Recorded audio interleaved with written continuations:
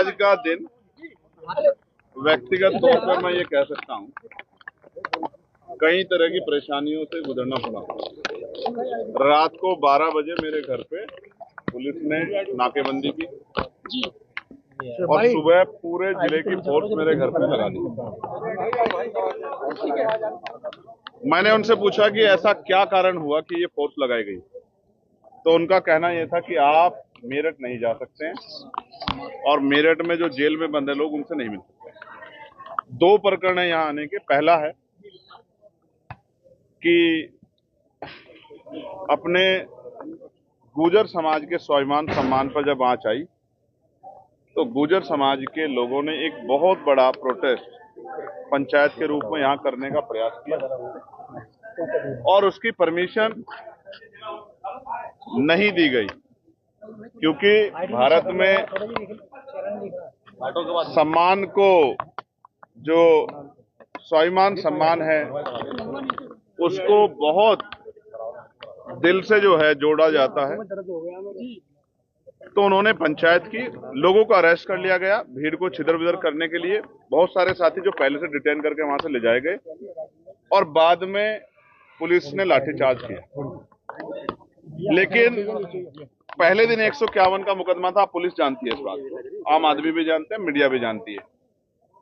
उसमें 26-27 लोगों को जेल भेजा गया, जिनमें प्रमुख रूप से हमारी पार्टी के राष्ट्रीय महासचिव, मेरे भाई, मेरी बाजू, गुर्जर समाज का स्वाभिमान सम्मान भाई रविंद्र कुमार भाटी जी, भाई प्रवेश गुर्जर जी, विशाल ढाईकी जी, भाई सोनू गुर्जर जी, अनिल कसाना जी, अमित कसाना जी, दीपक बिजोपुरा जी, रविंद्र गुर्जर जी, अभिनव मोतला जी, इन तमाम साथियों को और इनके साथ और बहुत सारे साथियों को जेल में भेज दिया गया। 2 दिन बाद इनके खिलाफ एक मुकदमा पंजीकृत किया गया, जिसमें बीसी उनकी कल हुई। ये जो सारे लोग हैं, ये अपने स्वाभिमान सम्मान के, अपने महापुरुषों के स्वाभिमान सम्मान की लड़ाई लड़ने आए थे और इनको मिला क्या सरकार की तरफ से? निर्दोष होते हुए जेल, अपमान, जातिगत गालियां। तो मैंने ये कहा था कि मैं वहां उनसे मिलने जरूर जाऊंगा। दूसरा प्रकरण है इस्लामाबाद। अरे भैया कौन लग रहा तो मैं गुर्जर समाज के अपने भाइयों से मिला और मैं जिस तरह मैंने उनको सुना, मैं बहुत गारंटी से कहता हूं, ये राजनीतिक लड़ाई नहीं है, ये सामाजिक लड़ाई। गुर्जर समाज के स्वाभिमान सम्मान पे हमला हुआ है और गुर्जर समाज के नौजवान इसको बर्दाश्त नहीं करेंगे। वो उन्होंने अनशन भी किया, वो हर कीमत चुकाने को तैयार हैं अगर गुर्जर समाज के स्वाभिमान पे कोई आंच आए। और मैं जहां तक समझता हूं, गुर्जर समाज बड़ा स्वाभिमानी समाज है। वो जब स्वाभिमान की बात आती तो वो हर कीमत को चुका देता। मेरा तो बहुत दिली रिश्ता है। लगातार कहीं ग्वालियर में मीर भोज जी की जो प्रतिमा है उसको टीन से ढक दिया जाता है, कहीं झूठे मुकदमे होते हैं, कहीं और तमाम तरह की चीजें। ये सब चीजें हम अपनी आंखों से देख रहे हैं, किस तरह से पूरे समाज की पट्टियां लगा दी जाती है, पूरे समाज को दबाने डराने काम किया जा रहा है। लेकिन ये समाज स्वाभिमान भाव झुकने वाला नहीं है। सरकार को आइडिया नहीं था कि ये जो आग वो लगा रहे हैं ये किस तरह फैलेगी। सरकार को इन चीजों को गंभीरता देना चाहिए और पुलिस को, एडमिनिस्ट्रेशन को आंख बंद करके नहीं, जिम्मेदार से कार्रवाई करनी चाहिए। सलावाज प्रकरण के जो पीड़ित हैं, जिनको जेल भेजा गया, उनसे प्रशासन ने, पुलिस ने और यहाँ का जो एडमिनिस्ट्रेशन है, उन्होंने मिलने की इजाजत में नहीं दी। उन्होंने कहा है कि आपको इन्हीं से मिलने की इजाजत थी, अगर सलावा प्रकरण के लोगों से मिला दोबारा आ जाओ। लेकिन उनके पीड़ितों को मिलने की व्यवस्था हमने पार्टी ऑफिस से की है। मैं वहां जाऊंगा, उनको सुनूंगा और जिस तरह से भी उनकी आवाज उठाई जा सकती है उसको उठाऊंगा। और यहाँ इस प्रकरण में जो लोग बंद है, अगर अगले 1 हफ्ते के अंदर इनको नहीं छोड़ा गया तो आजाद समाज पार्टी पूरे प्रदेश में एक मजबूत आंदोलन करेगी और ये आंदोलन की गूंज लखनऊ तक नहीं, दिल्ली तक जाएगी। मैं इस बात का आपको विश्वास दिलाता हूं। अपने भाइयों को जेल में सड़ने के लिए हम लोग नहीं छोड़ सकते, ठीक है? ये बात आप आप यहाँ है कि जगह रोका गया, आप बताया जा रहा है कि कार्यकर्ताओं के साथ भी कुछ मारपीट की सूचना आ रही है। भाई ये सरकार जो है तानाशाही सरकार है। अब कोई सांसद, चुनावा सांसद जेल में नहीं जा सकता है। उसके लिए अनुबंध है कि वो इतनी गाड़ी 5 जगह तो मुझे रोका गया बैरिकेडिंग लगा के, कई जगह तो मुझे ही बैरिकेडिंग हटाना पड़ा है। ये लोकतांत्रिक व्यवस्था है क्या? ये प्रजातंत्र है? ये तो एक तरह की हिटलरशाही है। इस हिटलरशाही का अंत होगा, जनता ही करेगी। ये हमेशा नहीं रहेगा। जो आज का माहौल है ये बदलेगा। ये जो दर्द आप बयां कर रहे हैं, यही दर्द सोमन तोमर आए थे, जो बीजेपी के मंत्री है, उनका भी था कल वो कह रहे हैं विपक्ष ने कराया था। ये कहा मेरे ये विपक्ष की साजिश है। उन्होंने कहा विपक्ष की साजिश। नहीं उनको पूछने दीजिए। मेरा सवाल उनका कहना था कि जातीय आवाज नहीं आ रही, क्रिएट करना चाहता है इसलिए इस तरह की राजनीति। ठीक, बहुत अच्छा सवाल है। अब जवाब भी सुन लो प्यारे भाई। उनकी सरकार है, उन्हीं की पुलिस है, उन्हीं का एडमिनिस्ट्रेशन है।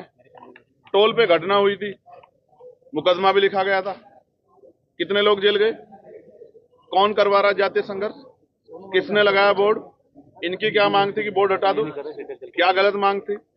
मैं तो आज ये कह रहा हूं, हालांकि मैं क्योंकि जातियों का समूह है मैं बोलता नहीं हूं, लेकिन सम्राट मीर भोज जी को लेकर जो प्रकरण चल रहा है, मैं इस राज्य सरकार से मांग करता हूं कि वो उसको कोर्ट में ले जाए और सुप्रीम कोर्ट उस पर डिसीजन दे कि ये जातियों में जो है बांटकर और जिस तरह का विवाद कराने की कोशिश की जा रही है सरकार द्वारा, कोई भी विवाद सरकार के बगैर नहीं होता है, तो ये खत्म हो जाए, इसमें स्पष्ट हो जाए।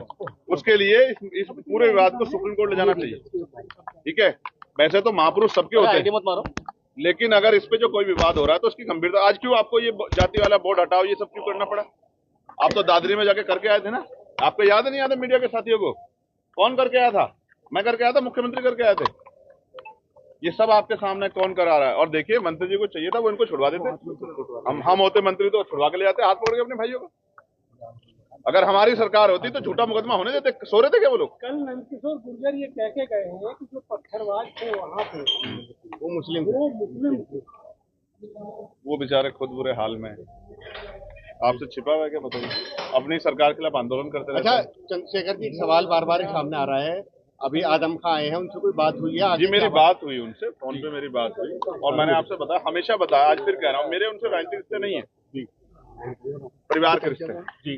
और उन्होंने जब मैं उनसे पूछ रहा था कि उनकी तबीयत कैसी है, वो मुझसे पूछ रहे थे कि आपकी तबीयत कैसी है, कैसा चल रहा है, जंग कैसी, लड़ाई कैसे चल रही है। मैंने उनसे कहा मैं जल्द आपसे मिलने के लिए आऊंगा, मैं उनके अच्छे स्वास्थ्य की और दीर्घायु की कामना करता हूँ और जो अन्याय उनके साथ किया गया वो अन्याय खत्म हो। आगे की कोई मैं आज एक बहुत इंपॉर्टेंट बात आपको बताता हूँ। मेरठ में क्रांति धरा है ना ये जी, यहाँ एक बाबा जी ने कहा कि ये तो मिनी पाकिस्तान है। आप बताओ मीडिया के भाइयों, क्या ये मिनी पाकिस्तान है? ये वही मेरठ की राह जहाँ कोतवाल धन सिंह गुर्जर ने अपने प्राणों का बलिदान दिया था। 58-57 क्रांति कहाँ शुरू हुई? यही तो शुरू हुई ना। तो इस मिट्टी का कोई अपमान करके चला जाता है और सरकार उसको जो है पुरस्कृत करती है। मैं आपको बहुत जिम्मेदारी से एक बात कहना चाहता हूँ। आज मुझे एक बड़े अधिकारी ने फोन किया, आप भी सुन लो भारत समाचार वालों, क्या बात है, मुझसे कहा कि अगर आप ज्यादा गुर्जर समाज की लड़ाई लड़ोगे और सलावा के मुस्लिम लोग समाज की लड़ाई लड़ोगे तो आपके जो MP MLA कोर्ट में मुकदमे चल रहे हैं ना, उनमें आपको सजा करा देंगे। और मैं आपके इस जेल पे खड़ा कह रहा हूँ, मुझे जेल का बड़ा अनुभव, 16 महीने जेल काटी है मैंने। जो लोग जेल में उस समय मेरे साथ अधिकारी थे, कुछ यहाँ भी मिले हैं मुझे। गुर्जर समाज के लिए, मुस्लिम समाज के लिए, किसानों के लिए, कमेरों के लिए, नौजवानों के लिए सस्ता एक बार नहीं 1000 बार चले जाए, सस्ता छोड़ दो, झुकूंगा नहीं, मेरी बात को याद रखना। और दूसरी बात, सस्ता नहीं, अगर जान की भी बाजी लगानी पड़े तो लगाऊंगा।